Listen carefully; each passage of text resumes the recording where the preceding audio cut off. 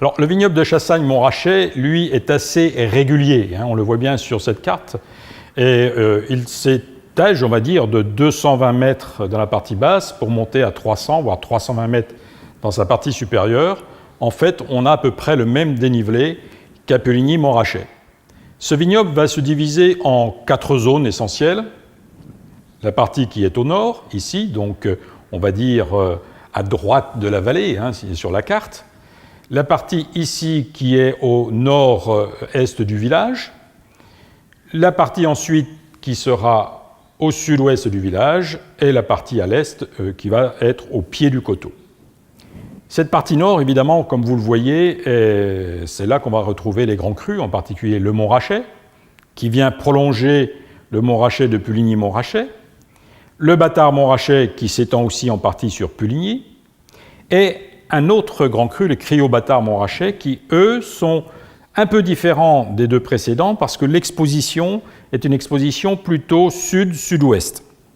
Donc, un petit peu en dévers par rapport à ces deux grands crus qui, comme on l'a vu tout à l'heure, sont séparés ici par une faille.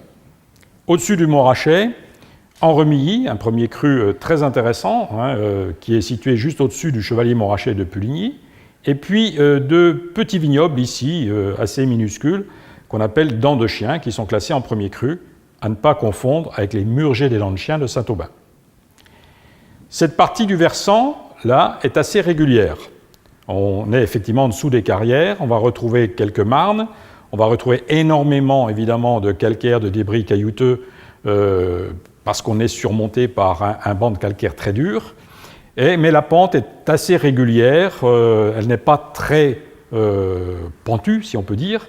Et là, on va trouver essentiellement des vins blancs évidemment de très grande qualité. Quelques premiers crus particulièrement bien connus, le Clos Saint-Jean, par exemple, les Rebichets aussi, qui sont très intéressants.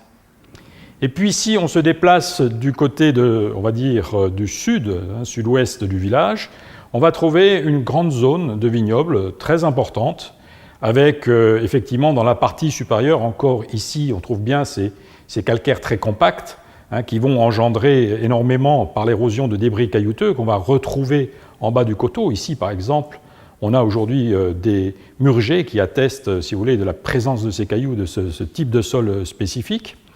Une chose à noter, c'est qu'ici, on va retrouver également des sols relativement rouges, riches en oxyde de fer, des sols propices à la culture du pinot noir. Il ne faut pas oublier que Morgeau, par exemple, ou la Boudriotte, entre autres, donnent des rouges très intéressants.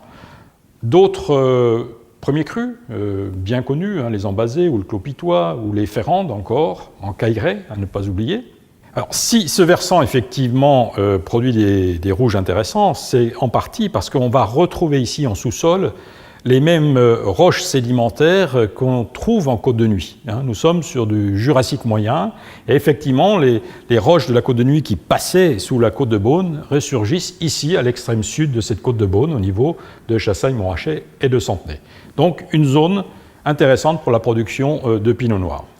Et puis, là, en dessous du village, sur une partie beaucoup plus plane, on va retrouver l'appellation village, qui produit des blancs et des rouges, avec des sols plus profonds, assez bruns, avec parfois aussi une présence importante d'oxyde de fer.